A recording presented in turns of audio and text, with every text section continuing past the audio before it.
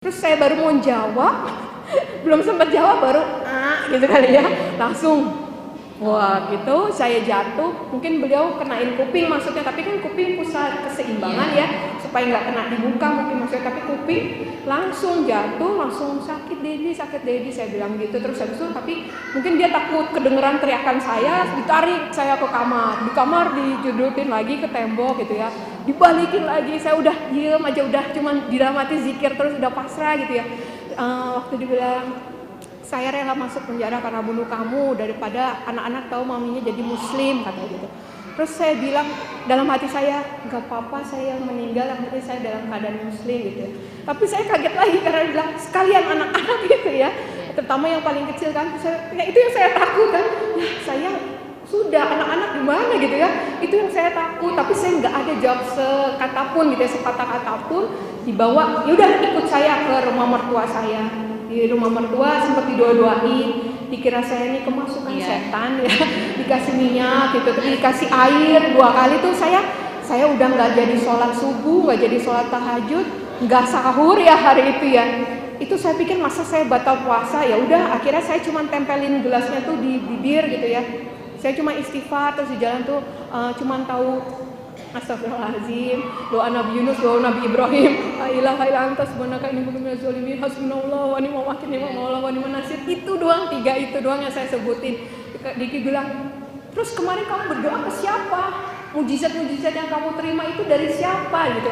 Saya nggak jawab, tapi di hati saya gini, bukankah Allah sanggup memberikan kuasanya ke siapapun gitu ya, nabi-nabi rasulnya untuk melakukan mujizat gitu ya, kalaupun memang waktu itu saya salah berdoa gitu ya, dan sebagainya gitu. Jadi waktu seperti itu, akhirnya udah saya nggak ada jawab sepatah kata pun, mulut saya cuma buat zikir aja.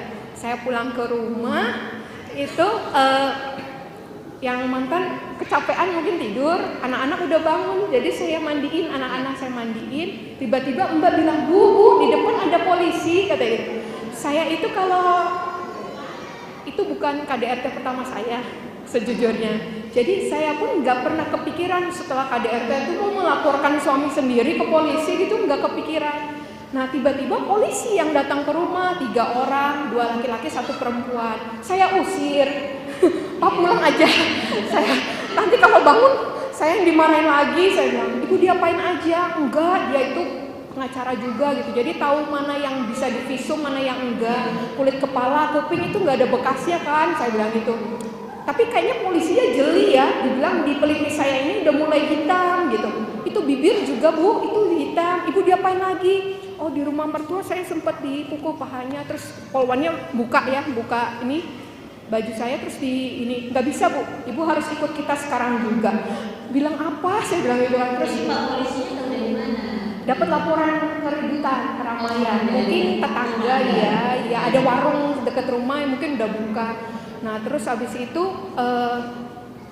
jalan Allah bu, benar-benar jalan Allah. Saya nggak pernah mikir gitu. Tiba-tiba benar dibawa di sana juga, Pak pulang Pak, nunggu nggak, ibu harus divisum, dibawa ke rumah sakit Pelni. Pak pulang Pak, enggak, sekalian BAP.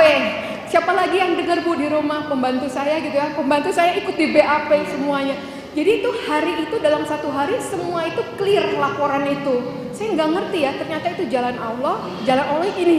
Jadi yang tadinya mungkin suami agak bilang rela masuk penjara, justru ketika mau ditangkap itu berproses masuk kejaksaan, itu beliau yang bilang, ya udah kamu mau apa saya turutin asal kamu cabut laporan. Ternyata itu doang, sampai situ doang.